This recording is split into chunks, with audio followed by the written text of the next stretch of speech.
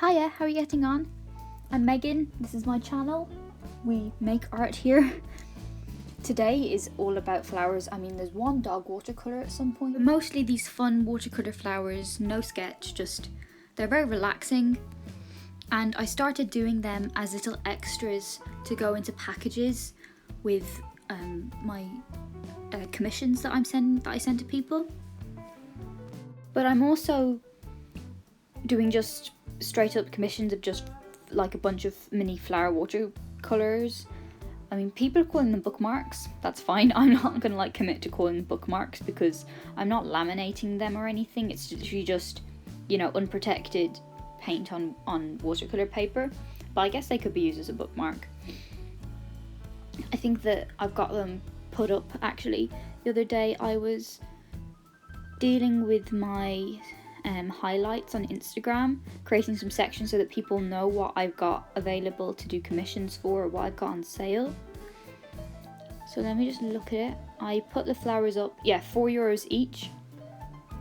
So like someone's did an order and I think it was like €20 for 5 drawings.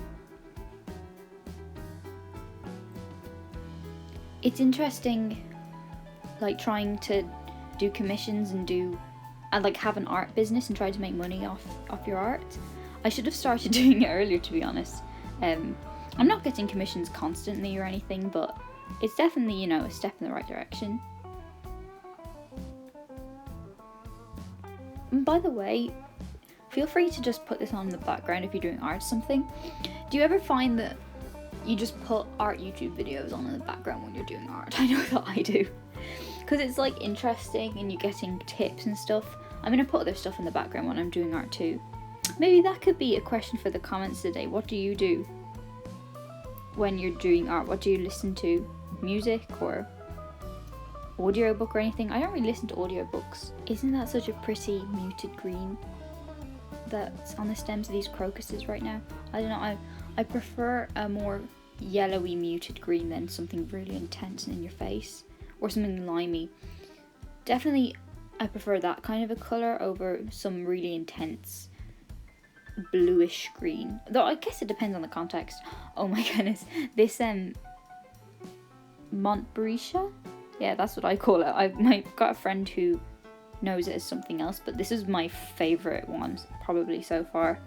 It was really fun having like the bumpy stem and that intense orange flowers are my favourites. Hey, so I'm popping in here right now to do a live process walkthrough. Because it's probably really hard to tell what I'm actually doing in the time lapses. So I've got a reference here. I just found some pretty flowers, I didn't spend too long on it. And I'm going to just try to paint them. I haven't done this for a while actually. So I've got a little bit of watercolour paper, it's just a scrap. So I'm just gonna get some pink paint. It looks like I've already got some little primer. And start as light as possible with a good bit of water. This might be a bit dull actually, it needs to be a brighter pink. But still pretty watered down. And then just eyeball it basically. I'm going to try to get the shape of the top of this flower. So just start like, try to get the shape of it down.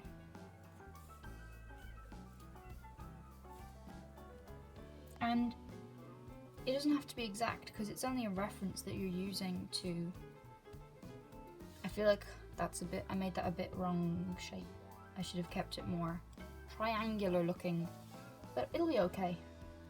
Because it'll be pretty no matter how it turns, like no matter how close to the reference it looks like, because this is just a really pretty way of working. I'm literally just throwing on random shapes. You could try to make them look like the shape of the flower, and you gotta let this dry a bit so then you can add more details on top. I mean, or you could just leave it as simple as this. I'm gonna add just a few more little ones. The reason I'm doing this is because a friend was asking for like tutorials and I never did any, and I don't know if this will be useful to her, but figured that this would be a nice thing to sort of pad out this video. And it's sort of easy to talk over this because it's just so relaxing and like mindless. And then it doesn't, for this kind of thing, it doesn't matter if how you do the stem doesn't really match the reference, because all you want is for it to look nice and flowy. This isn't like a proper botanical sketch, though those are so cool. Have you ever been to the botanic gardens? I feel like there might be some botanic sketches there, but even if you just look it up online, so impressive, so cool. Those kind of very delicate, accurate plant sketches. Not sketches, they're like proper drawings. So I've got this nice green, tried to match it to what's in the reference. I'm just gonna do it in like one. Try to make it look cute and flowy. There seems to be a few little bits on this that like come off, so that could be interesting. And if there aren't leaves on it, you could just like add some leaves that you like. I really think that this would be improved if there was like a leaf coming off like this. And there are no leaves on this type of flower, but I think it'll improve it. So I'm just trying to create something pretty. That probably went too close to the edge of the page. I'm not on at the top of my game right now with this. But at least you're getting an idea of the process and what kind of, like how fast it is, how long this takes.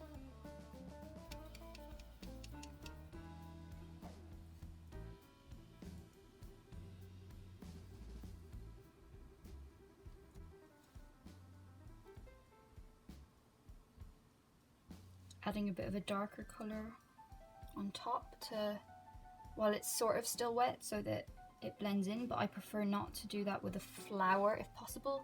I want the actual flower head to be more sharp with the details. If you work on top of the flower head too soon, everything will just turn into a bit of a soggy, runny mess. Adding a bit of the stem coming up through the flower.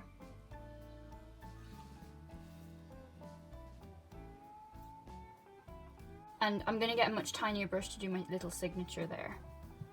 Now, wash this off. Get a bit of a darker pink now. And there seems to be these little, much darker, closed up bits attaching the little flowery bits to the plant, and also just sticking out like unopened ones.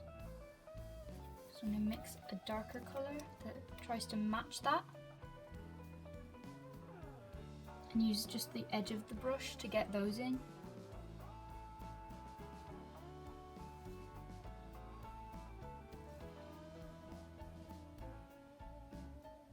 Couldn't understand how people can put delicate detail in something with a brush. But I think as you get older, your hand-eye coordination just increases naturally.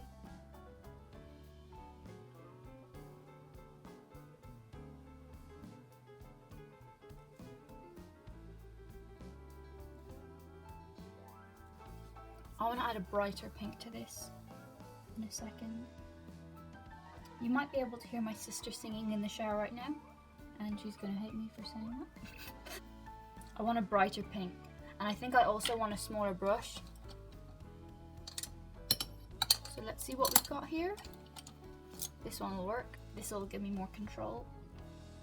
And I've got a much brighter, more intense pink mix now. These ones at the top are much darker than the ones lower down.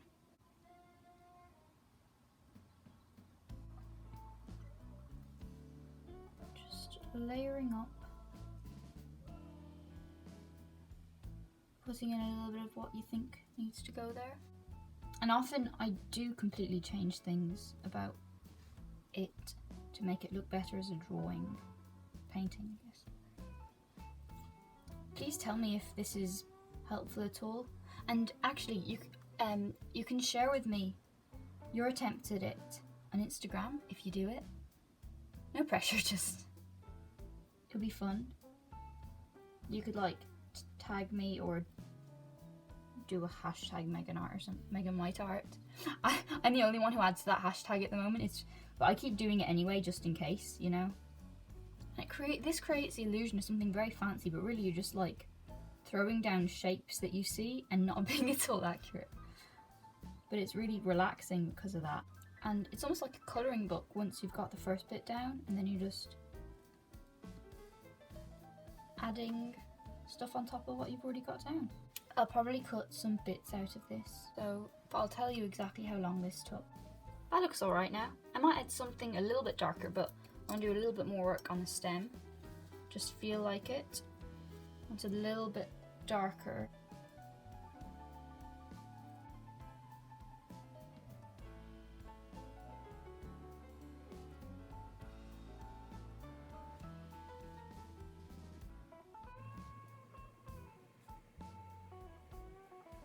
Cute, right? Really hope that was helpful in some way and that you could draw along and create your own flower. It's my first time, because previously I've only really done like an odd tip here and there, but I was trying to sort of run through my whole process with that and make it so you could do it too. The basic steps are just lay down the lightest colours that you can see in the shapes, and then just keep putting down more stuff and getting darker. Oh, this guy. This is a commission that I did. It's my first time doing a pet portrait in watercolour.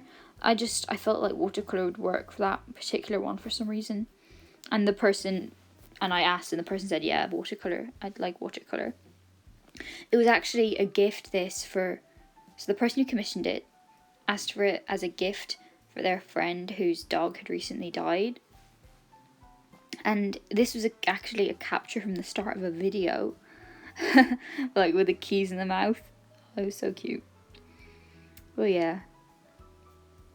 At this point, I must have drawn 3 dogs that aren't alive anymore.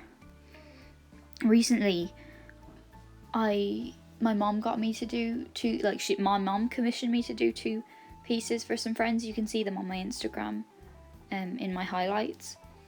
I'll link my Instagram below because there's a lot of stuff on that you might enjoy looking at, and also you can find out about commissions and stuff. But one of them was of a dog that had died for a friend, and she said when she received it she started crying.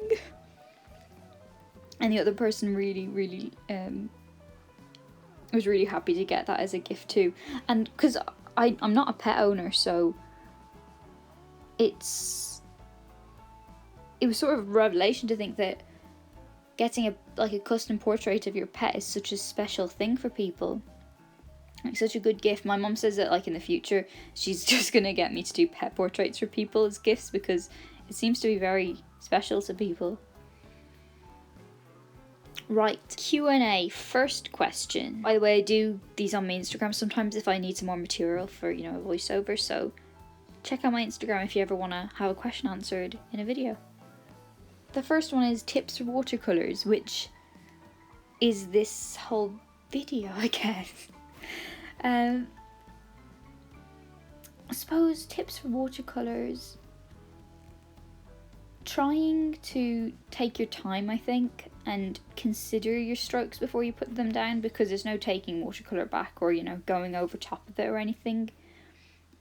And starting light, and then when you know what you want, getting darker. I'm not an expert in anything, just sharing what I know, what I've learned. Having the right paper can really help with watercolour too, and if you only have a lighter paper, using less water so that it'll handle it. Do you have any tips for drawing animals? 1, get a reference. I would not be able to draw any animals if I didn't have a reference, and I would have to do a lot more practice if I was wanting to. So use a reference and look at it and try to break it down into most simple shapes, and then sketch that, and then just keep chiseling away at it. Do you have any tips for drawing landscapes? I've had a lot of tips in my recent videos for drawing landscapes, so look at them for one thing. But the main thing is start at the back and work your way forward. It just isn't helpful. You're not doing yourself any favours starting forwards and working back. Mine always turn out so much better when I start with the sky and then come forward. And finally, what app do you use for digital art? I use Clip Studio Paint. Simple. Now I need to go off and make a thumbnail for this in Clip Studio Paint. Thanks for hanging out. It was really nice doing some art with you. Or if you weren't doing art, that's grand too. Maybe you're cleaning your room or something. Looking forward to seeing you next time. I've got some unboxings coming up hopefully at some point soon. And there you go. Enjoy your week. Goodbye.